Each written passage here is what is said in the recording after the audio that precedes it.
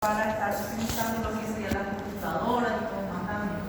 Y esos fascículos que salen de la parte cerebral, terminan en el cerebelo, van a tener función de planificar movimientos voluntarios, secuenciales de la parte del tronco y de las extremidades para que esos movimientos puedan realizarse de forma, se puedan estar planificando, ordenando, para que puedan ser movimientos voluntarios secuenciales, para que puedan ser repetitivos. Por ejemplo, cuando nosotros caminamos, una pierna después la otra, así vamos caminando, vamos a estar realizando movimientos voluntarios secuenciales y especialmente del tronco y de las extremidades. Vemos que entonces la parte cerebelosa también va a estar ayudando para evitar la exageración en los movimientos, para que el cerebelo tenga la función entonces de amortiguar lo que serían los movimientos. Como les dije, el paciente que tiene afectación en la parte cerebelosa, por ejemplo, para yo agarrar ese pincel yo hago solamente esto y ya consigo estar teniendo en manos. Ya el paciente que tiene síndrome cerebelosa a veces coloca mucha fuerza a la hora de agarrar esto y a veces pierde nuevamente también ese movimiento, no va y agarra de forma adecuada, sino que coloca fuerza y va buscando en otras partes. Por eso se dice que sirve como un sistema amortiguador para evitar la exageración de movimiento. Entonces, el paciente que tiene afectación en la zona cerebelosa, por ejemplo, en la parte del brazo, va a tener en la parte del brazo una afectación para realizar o poner el brazo en la zona deseada. Por ejemplo, yo le pido al paciente que realice esto y muchas veces el paciente coloca de forma inadecuada o coloca muy fuerte y no consigue estar amortiguando y sin exagerar lo que es el movimiento. Porque si yo me voy al médico y el médico me dice, coloca tu brazo así, solamente coloca y ya está. Ya los pacientes que tienen afectación en la parte cerebelosa, muchas veces colocan mucha fuerza, no consiguen amortiguar y colocan de forma inadecuada también. Hasta que consiga este resultado, realizan muchos movimientos hasta conseguirlo. Y vemos que, entonces, quiere colocar el brazo de esta manera, pero empieza a realizar varios ciclos de oscilación del brazo hacia la parte de adelante, hacia atrás y movimientos que no son fijos, digamos así, hasta llegar al movimiento o a lo que sería a la postura que quiere estar llegando. Entonces, esos temblores, a veces el paciente quiere colocar acá, pero empieza a colocar mucha fuerza, no coloca de forma adecuada, exagera los movimientos. A eso le voy a estar llamando de temblor de acción o temblor intencional, porque el paciente quiere colocar el brazo ahí, solo que de forma exagerada empieza a realizar movimientos en las zonas, por ejemplo, los miembros superiores. Y también ayuda a controlar los movimientos balísticos. Por ejemplo, para que yo empiece a escribir en la computadora, justamente en un trabajo que entregar con el doctor Medina, justamente dejaron para 2 horas antes de fechar un portal. ¿Qué hacen? Empiezan a digitar. Para eso voy a estar teniendo lo que sería el funcionamiento. Mi cerebro tiene que estar normal para realizar esos movimientos de la parte de los dedos y todos esos movimientos para yo estar realizando, yo siempre planifico, digamos así, qué letra voy a estar utilizando y juntamente, bueno, voy a usar la A y ya voy y tengo una A, o da pausa, voy a estar dando espacio, entonces voy a estar apretando lo que es el espacio para estar realizando dicha función. Entonces, todo para que se realice esa función, yo necesito planificar por anticipado y también realizar lo que sería un movimiento, una distancia específica, porque usted no llega realizando este tipo de movimientos, sino que movimientos especiales finos. Y continuación sin detenerse, por ejemplo, o a detenerse. Yo voy continuando, veo una palabra, tengo que escribir acá, entonces ya voy, hago todo, después veo qué dice ahí y después voy copiando todo, digamos, de esa manera. Y también vemos que en los casos que el paciente tenga algún tipo de extirpación, por ejemplo, el paciente tuvo un tumor en la región cerebelosa o justamente el paciente tuvo un accidente donde se perdió una parte cerebelosa, entonces vemos que cuáles son las alteraciones que van a estar apareciendo en el paciente. Prácticamente son tres afectaciones específicas o principales. El paciente empieza a realizar movimientos lentos, lo consiguen hacer movimientos rápidos, coordinados. Entonces, empiezan a realizar movimientos lentos y carecen de impulso de arranque. El paciente va a caminar, por ejemplo. Entonces, va a ser lento y vos le apurás al paciente, ¡ay, estoy apurado! Estoy apurado, pero no consigue arrancar y empezar a correr, por ejemplo, porque tiene afectación cerebelosa. El paciente tiene fuerza alcanzada débil. A veces, por ejemplo, para agarrar un objeto también tiene toda esa lentitud para estar agarrando y también interrumpe, afecta la parte de la lentitud, rebasa el punto de pretendido, así como les dije. Por ejemplo, vos le mostrás esto al paciente, tiene que pegar y muchas veces él en vez de colocar esta fuerza y esta distancia, él pasa esa distancia, no consigue llegar a él específicamente, coloca tanta fuerza que rebasa su fuerza para estar agarrando desde un punto específico. Acá es donde vemos cómo rebasa su punto pretendido. Entonces ahí entra el paciente que tiene síndrome cerebeloso. Él va a estar caminando, ve que hay una pared pero no frena a tiempo. Entonces va y solamente va a frenar, ahora aquí no podemos avanzar en la pared porque tiene una afectación en la parte de su punto pretendido, tiene una afectación en la parte de su espacio, parece que no sabe frenar antes, sino que sabe que hay la pared, pero él va hasta que encuentre la pared y no consiga más caminar. Y vemos también que en la parte de la función cerebroso, vemos que va a tener la función, especialmente la zona lateral, entonces va a tener la función de planificar, ordenar, sincronizar movimientos complejos para que se puedan estar realizando de forma completa y de forma organizada. Y van a estar encajando capacidades para planificar, ejecutar, especialmente movimientos complicados, movimientos complejos, especialmente en la parte de las manos del paciente, los dedos del paciente y a la hora de hablar para que el paciente consiga estar, digamos así, planificando, hablando de forma continua. Entonces para todo eso hay que haber un buen funcionamiento en la parte cerebelosa.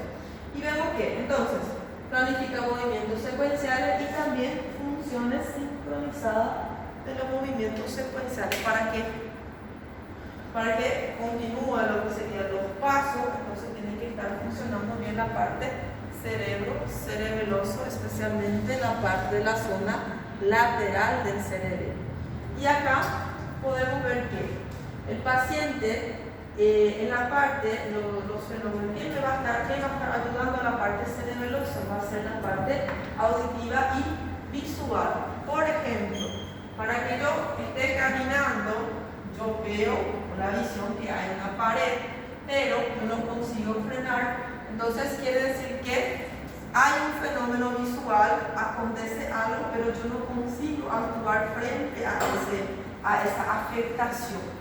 Y muchas veces yo escucho algo tipo, está haciendo un incendio, pero yo en vez de correr, entonces tipo, como yo tengo afectación en la parte cerebelosa, mismo así yo voy lentamente sin conseguir agarrar o arrancar impulso. Entonces podemos ver que las funciones predictivas va a ser, a ver, como si fuera que yo estoy prediciendo lo que va a estar sucediendo. Por ejemplo, si yo veo que está pasando un auto muy fuerte y justamente tem un poste de luz. Está prevendo. Está previendo. Entonces, yo veo eso y yo ya consigo saber qué va a pasar, que va a suceder un choque, un accidente. En esos casos, el paciente, por ejemplo, pierde esa predicción, parece. Entonces, por ejemplo, está viendo la pared, mas no consegue frearla al punto. Por eso es que tengo este paciente acá. Mismo viendo la parte visual no está afectada, pero la parte cerebelosa sí está afectada. Por eso el paciente no consigue frenar frente al obstáculo.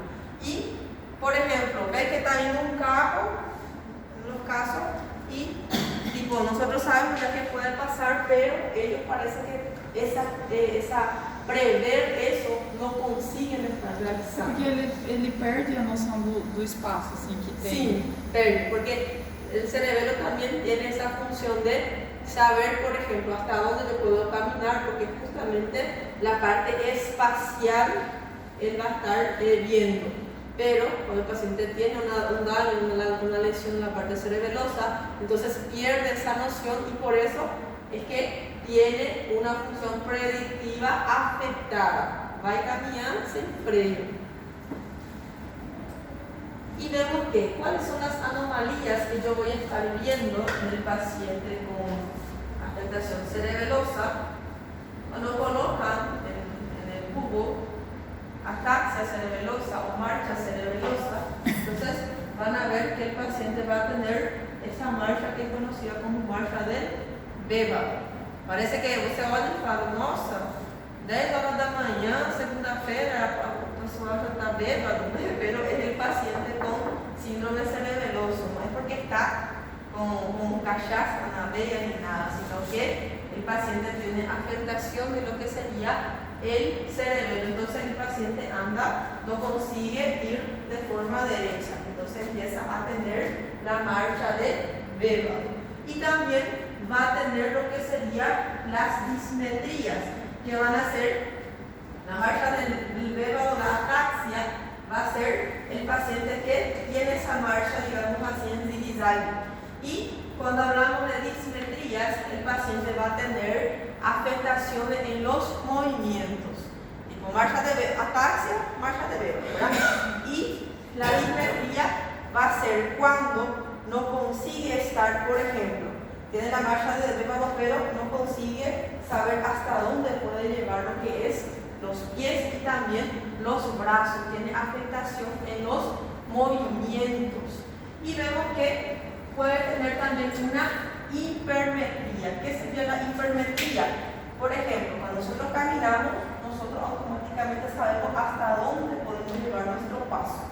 El paciente con afectación cerebelosa, cuando tiene hipermetría, hace esto. Camina de forma exagerada, hiper, y también cuando va a realizar movimiento de los brazos, entonces todo es demasiado, por eso se llama hipermetría. Y vemos que el paciente también va a tener afectaciones en los movimientos. Por ejemplo, va a tener la disdiadococinesia, que va a ser la incapacidad para realizar movimientos rápidos alternantes. Por ejemplo, por eso es una de las pruebas que nosotros realizamos al paciente es hacer esto de forma rápida. Entonces el paciente no consigue estar haciendo este tipo de movimientos rápidos y repetitivos porque tiene una disdiadococinesia, que va a ser incapacidad para realizar movimientos alternantes rápido. Entonces yo le digo al paciente que haga esto y a veces él hace eso. Uno nomás está pasando y el otro, él sin darse cuenta, para él todo está normal, digamos así, pero solamente está haciendo esto porque pierde el buen funcionamiento. Y vemos que El paciente también puede estar teniendo una disartria, que va a ser una incapacidad para articular lo que serían las palabras. Se conoce como incapacidad de progresión de las palabras. No consigue articular palabras. A veces te dice una palabra y se queda mucho tiempo pensando, parece que pensando qué palabra va a juntar con eso. No consegue articular con facilidade. Por exemplo, a gente, quando conversa, a gente vai tendo uma conversa que vai fluindo. Já este paciente dice una palabra y después se queda pensando qué palabra voy a usar para continuar essa conversa. Quem tem Parkinson tem essa parte afetada também? Especialmente tiene la parte del ganglio basal afectada, pero tiene también que ver con la parte cerebelosa. Y vemos que el paciente tiene temblor intencional, que nos hace acordar bastante del paciente con Parkinson, ¿verdad?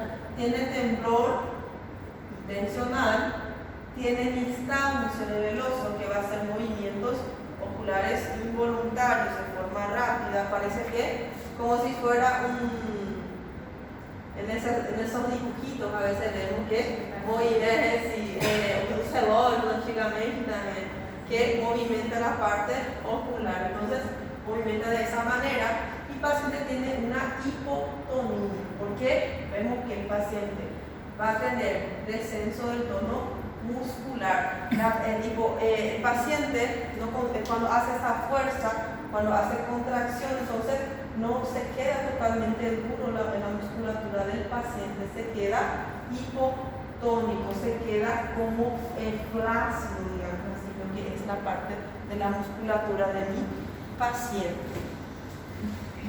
Después tenemos los ganglios basales. Esos ganglios basales y sus funciones motoras van a ser: dentro de los ganglios basales tenemos al núcleo caudado, al globo pálido, al putamen, y vemos que cumple una función, o sea, cumple un papel parecido al del cerebelo, porque los ganglios basales van a estar ayudando, van a estar sirviendo como un sistema motor auxiliar que no va a estar funcionando por su propia cuenta, sino que trabajando especialmente con la corteza cerebral y el sistema control córtico espinal. No podemos decir que, entonces, si en la prueba sale falso y verdadero y dice que, por ejemplo, los ganglios basales son un sistema motor auxiliar que trabaja por su propia cuenta. Falso, porque él solamente va a estar trabajando con ayuda o en ayuda de la parte corteza cerebral. No funciona por su propia cuenta, solamente vinculado a lo que sería la corteza cerebral y el sistema control motor córtico espinal. Este sería el circuito neuronal de los ganglios basales. Vemos que toda la información que sale de la parte de la corteza motora, entonces viaja, puede estar llegando al putamen. Vemos que las áreas de asociación premotora, motora suplementaria también van a estar llevando una información al putamen, porque es un sistema auxiliar, ¿verdad? Vemos que toda la información que sale de esa área de asociación premotora y motora suplementaria también pasa a lo que sería el núcleo caudado. Toda la información del tálamo también pasa al núcleo caudado y vemos que ese núcleo caudado también puede pasar información al putamen, el tálamo puede pasar al putamen. Vemos que el cerebelo también puede pasar información a lo que sería el tálamo, del tálamo al putamen. Podemos ver que el globo pálido puede recibir información del putamen, puede ser que el globo pálido pase información a la orina inferior, pase información a la sustancia negra. La sustancia negra puede pasar información al núcleo caudado, puede pasar información al examen y vemos que esta sustancia negra es lo que está acometido en el paciente con Parkinson. Ahí es el problema, digamos así, en el paciente con Parkinson. Vemos que todo este circuito que conseguimos ver, entonces podemos ver que toda la información de la parte tanto motora suplementaria, corteza, tálamo, subtálamo, todo ello lleva información a la parte del globo pálido, del putamen, del núcleo caudado, porque ellos son los que van a estar trabajando como las vías de ayuda, digamos así, hacia la parte motora. Entonces, por eso es que todas las funciones pasan en esa zona también. Y vemos que cuando hablamos especialmente del putamen, vemos que el putamen va a tener como objetivo controlar patrones complejos de actividad motora, especialmente. Entonces, si controla patrones complejos de actividad motora, ayuda a la escritura del alfabeto, la parte alfabeto. Entonces, si el paciente tiene alteración del putamen, a veces vos le das para que escriba el abecedario, el alfabeto, y no se acuerda. Se queda, tipo, o paciente pode ser que estudiou faculdade, era uma professora, depois que tuvo uma lesão na parte do putamen, então pode ser que vos le dé para que escriba las letras del alfabeto y no consigue, porque parece que se olvidó, digamos así, de lo que sería cómo sigue lo que es el alfabeto. Después, cuando los ganglios basales tienen lesiones graves, entonces pierden esa función de escribir el alfabeto y el paciente queda como si estuviera aprendiendo por primera vez. Pues le empezamos a hablar del alfabeto, de las letras y todo más, y aprende do zero de nuevo. Parece que zero, aparte de lo que sería el conocimiento de ese paciente. ¿Cuáles son las otras funciones de estos ganglios basales, del putamen, del globo pálido, de todo eso? Entonces van a tener funciones también específicamente para movimientos controlados de los ojos, para que yo pueda estar fijando el ojo en un punto, para que yo pueda estar volteando los ojos juntos toda la vez que yo quiera, para fijar un clavo a martillazo. ¿Qué quiere decir eso? Por ejemplo, esa mesa está precisando de un prego, está todo cayendo. Entonces, uno de ustedes me va a traer el prego, otro va a traer un martillo. Para que yo pueda estar martillando, entonces yo fijo el clavo y realizo lo que es el golpe en ese prego, ¿verdad? Para que entre en la mesa y para que arregle la mesa. Ya los pacientes que tienen afectación de los ganglios basales no consigue acertar lo que es el prego. Parece que no consigue fijar lo que es la fuerza sobre el prego, y vemos que la función del ganglio basal también va a estar ayudando a lanzar una pelota, por ejemplo, de béisbol en la canasta.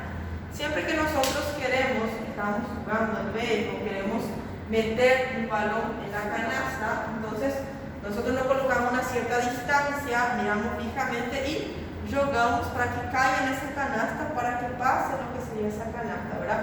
Entonces, eso va a ser la función de los ganglios basales. Si el paciente tiene alteración de esos ganglios basales, va a jugar todo que es lado menos en esa canasta. Ah, pues no funciona.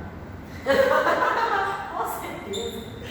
Aí, después, también esos ganglios basales van a ayudar cómo trabaja especialmente en la parte de las manos, los dedos, la coordinación. Entonces, para cortar papel con tijeras, a gente pega la tijera, coloca en los dedos y comienza a cortar, ¿verdad? Entonces, si el paciente tiene afectación de los ganglios basales, no consigue hacer eso. Tiene esa afectación, esa alteración. facetas de vocalización para que yo pueda, por ejemplo, escucho la música en una ópera alegre, a la hora de cantar, quiero hacer el mismo tono, yo intento, después de que intentar, después de salir, entonces yo intento hacer ese mismo tono musical.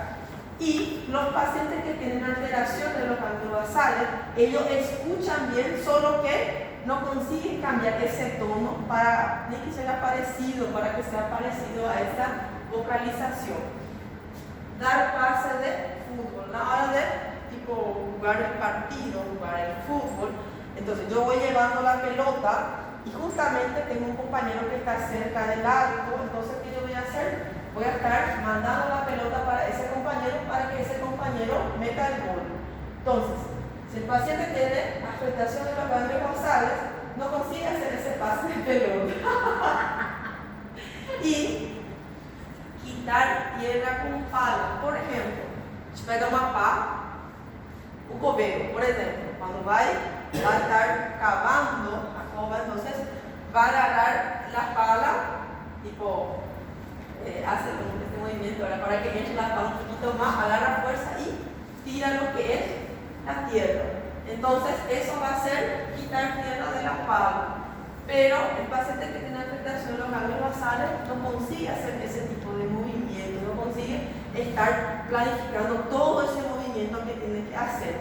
Y practicar cualquier acción de destreza y la mayoría ejecutada de forma inconsciente. Por ejemplo, caminar, botar roupa, fechar un zipper, todo eso son movimientos, digamos así, acción de destreza que nosotros conseguimos hacer.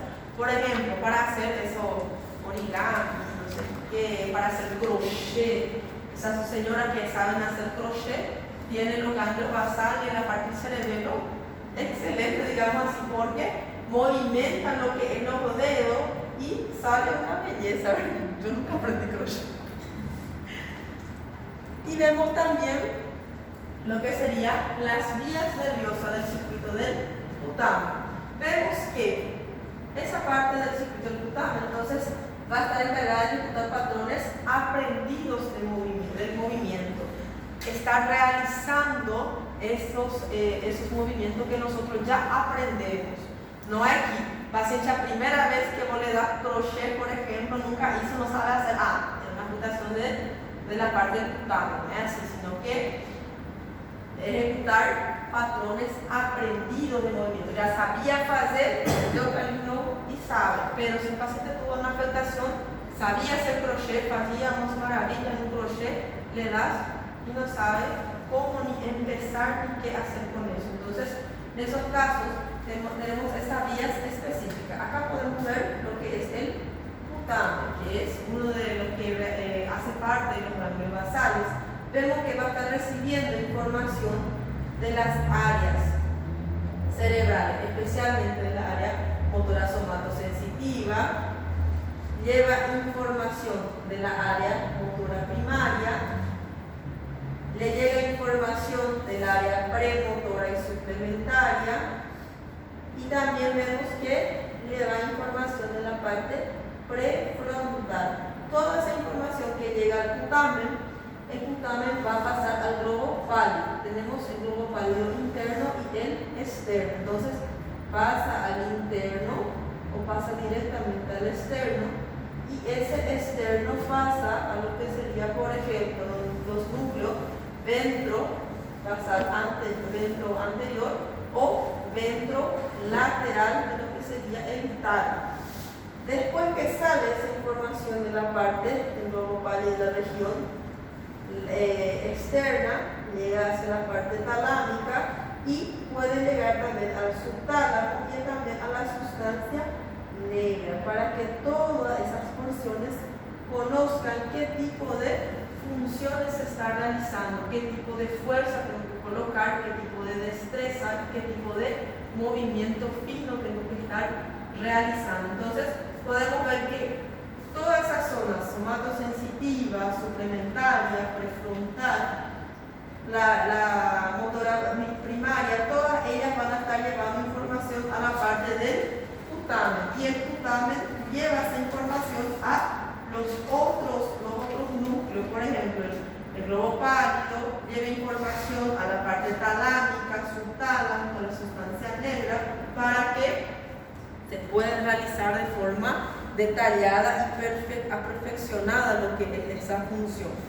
Y vemos que acá podemos ver qué va a estar sucediendo cuando haya afectación en cada una de estas porciones cerebrales. Por ejemplo, cuando hay afectación de las funciones de lo que sería el putamen, va a aparecer lo que es la cetosis, el hemivalismo y la corea. Vemos que si hay lesión, especialmente del globo pálido, entonces el paciente va a empezar a presentar movimientos de contorsión. Movimiento de contorsión de la mano, del brazo, del cuello, la cara, que va a ser de tipo espontánea y muchas veces es continua. Entonces a eso le voy a llamar de atetosis. Atetosis entonces son movimientos de contorsión que aparecen en el brazo, en la mano del paciente, en el cuello, en la cara del paciente, que va a ser de forma espontánea y puede ser repetido por muchas veces. La atetosis va a aparecer cuando hay lesión en el globo pálido. El paciente que tiene lesión a nivel subtalámico va a empezar a presentar lo que sería movimientos de agitación.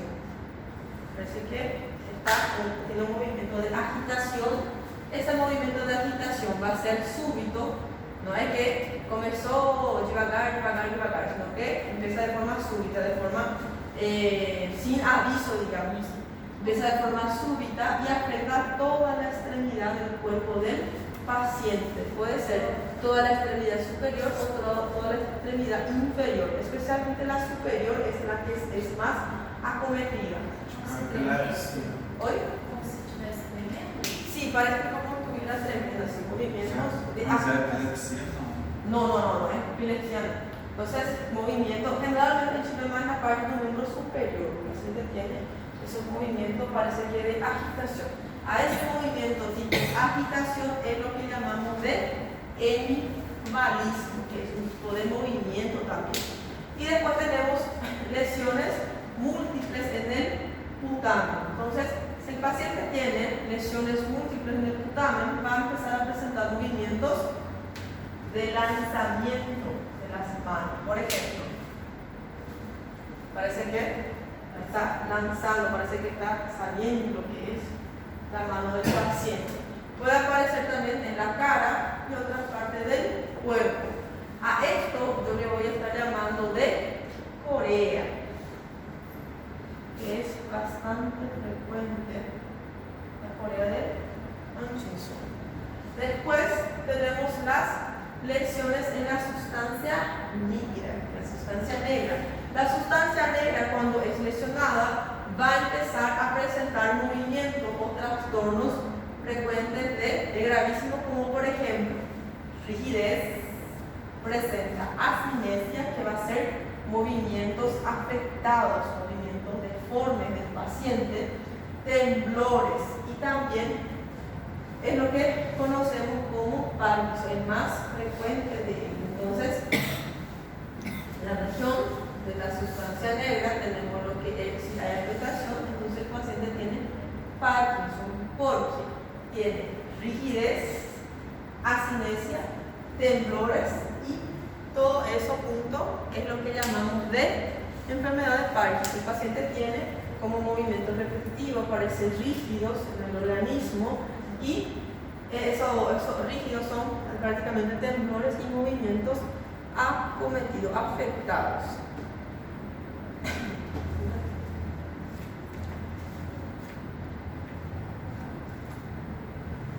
Después tenemos lo que sería las funciones de los ganglios basales en el control cognitivo y secuencial de los patrones motores, circuito caudado. Vemos que acá le tengo el núcleo caudado, y el núcleo caudado va a estar recibiendo información de la parte parietal, la parte occipital, la parte visual, entonces pasa también a lo que sería el circuito caudado. Llega información motora de la región motora primaria, de la premotora suplementaria y de la región del área de Broca. Entonces, toda esa información llega al núcleo caudado y el núcleo caudado pasa al putamen. El putamen le pasa al globo pálido interno y externo. Y también veo que hay unas vías que pasan directamente del núcleo caudado hacia lo que es el globo pálido externo. De ahí la información pasa a la parte del tálamo, especialmente la región anterior del tálamo. Entonces, y del tálamo nuevamente llega la información a lo que sería la parte de la corteza frontal y prefrontal para realizar las funciones específicas. Vemos que especialmente todas esas acciones motoras, secuenciales, pensamientos generados en la mente, todo eso va a estar siendo llamado de control cognitivo de la actividad motora. Entonces, yo estoy pensando en generar lo que sería un movimiento y todo más, entonces eso le llamo de control cognitivo. Y vemos que el núcleo caudado representa un papel fundamental para este proceso, porque estas regiones pasan como si fuera una idea en el núcleo caudado. El núcleo caudado avisa toda la porción alrededor para que se pueda hacer lo que sería esa función. Entonces, por eso se dice que el circuito caudado va a estar trabajando en el control cognitivo para estar pensando, coordinando y realizando las funciones de forma de control motora. Y acá tenemos lo que sería la función de los ganglios basales en el control cognitivo, la secuencia de los patrones motores. Por ejemplo, generalmente cuando nosotros nos vamos, justamente nos vamos a un zoológico, a una parte de África, vamos a conocer, justamente hay un león, queremos sacar la foto con el león, pero tenemos miedo, ¿verdad? Entonces, sacamos la foto con un león, pero vemos que cuando nos vamos acercando al león, ¿qué es lo que vamos a estar haciendo? Sacamos la foto y nos quedamos ahí, o después damos paso y comenzamos a correr. Eso es nuestro mecanismo de fuga en ese momento. Entonces, vemos que una persona se va a acercar al león y ¿qué va a hacer a continuación? Voy a estar realizando todo de forma automática. A gente não pensa, e agora vai ser a perna primeiro direita, primeiro esquerda, como é que corre aqui, eu nunca estou aqui, aí esse sapato é novo. Não, você não pensa se o tênis é novo nem nada, sino que vas a estar dando la espalda al león, empezar a correr y intentar, por ejemplo, si buscas un árbol para intentar subirte, para librarte de ese león. Entonces va a ser de forma ya al instante y de forma automática, de modo automático, porque como les dije, nosotros nosotros no nos quedamos pensando, como les dije, a perna derecha, a perna izquierda, y si te dicen no, ay no, pero mi tenis es nuevo, voy a deformar, todo se comienza a coger aquí, ay no, mas aqui justamente tem uma bolsa d'água ali, eu vou simplemente, nosotros no pensamos en eso, nosotros empezamos nomás ya a dar la espalda al león, empezar a correr y buscar dónde podemos estar subiendo. Entonces, eso sería un patrón, una secuencia, un control cognitivo que nosotros ya pensamos de forma automática. ¿Qué a gente no quiere ser demorado? Entonces, hacemos todo bien rápido sin estar pensando de forma excesiva. Entonces, todo ese pensamiento que tenemos ahí de forma automática va a ser a través del control cognitivo. Y el control cognitivo, para que suceda, yo necesito del núcleo caudado. Necesito que esté trabajando bien el núcleo caudado para poder llegar a todo ese pensamiento cognitivo. Y vemos que en esta parte, para la función de los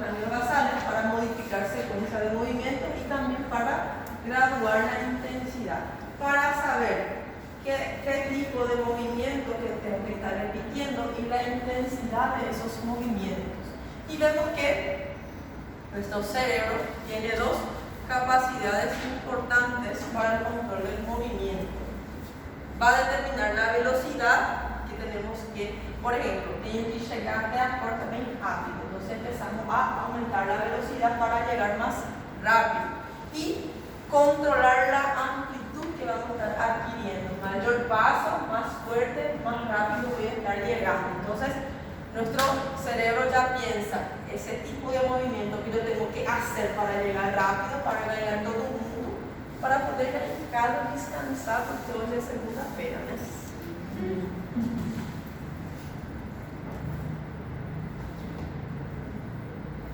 Y entre las funciones también va a estar sirviendo. Esto se ve bastante en la parte neurológica. El paciente, cuando tiene afectación de lo que serían los ganglios basales, entonces va a afectar, va a modificar lo que sería la secuencia de movimiento, va a modificar el grado de intensidad y vemos que el paciente también va a tener afectaciones a la hora de, parece que cuando tiene lesión en la parte de la corteza parietal posterior, entonces parece que para el paciente parece que existe solo un lado del cuerpo. A veces el paciente tiene ese síndrome del abandono de una parte corporal. Parece que él a veces esquece que tiene otra parte corporal. Justamente en esos casos, yo le mando al paciente a dibujar, por ejemplo, le mando a dibujar un reloj normal, un reloj real, y esto es lo que el paciente me dibuja, porque el paciente tiene lo que se conoce como una agnosia, se olvida de lo que sería, se olvida de lo que ya aprendió ese paciente y también tiene el síndrome del abandono personal. A veces el paciente toma baño y solamente limpia un lado de la axila, un lado del cuerpo y del otro lado abandonó, se olvidó, parece que de ese lado. Entonces vemos que en estos casos, en este dibujo, esto sería un dibujo normal y este sería el dibujo que el paciente me dibuja. Como tiene una afectación, una lesión, una afectación en la parte de la corteza parietal posterior, entonces para él solamente este lado es lo que importa, lo que funciona. Este lado abandonó. Quiere decir que en estos casos tiene una lesión en la parte de lo que sería la corteza parietal posterior. En estos casos puede ser derecho porque el paciente dibuja todo hacia el lado derecho, pero al lado izquierdo ya deja vacío. Para él así está bien, no hay ninguna alteración, pero te dibuja de esta manera porque se olvidó de esta parte, a veces corporal, y que existe esa parte. La misma cosa, cuando le das para que dibuje una flor, vemos que le das esto y eso lo dibuja de este lado para acá. De ese lado no le coloca las pétalas, no le coloca la hoja. Entonces por eso se dice que es conocido como una incapacidad de percibir objetos de la parte lesionada. Entonces el paciente tiene la agnosia, abandona, se olvida de esa parte y solamente se centra al lado sano del cuerpo. Entonces le da para que dibuje, el neurólogo le da al paciente para que dibuje esto y dibuja de esta manera. No es porque falta espacio aquí, porque para él solamente existe este lado, porque es el lado sano, este es el lado ya afectado del hemisferio del paciente. No se van a enojar si continuamos clase que viene. Ya están un poco cansaditos y es un tema un poco largo. Mucha información, muy extenso y mi garganta también. Entonces, para la próxima clase continuamos. Monique, ¿será que puedes poner el nombre de Giovanni también? Porque él estaba, se fue antes, pero avisó, ¿verdad? Para que no lleve ausencia.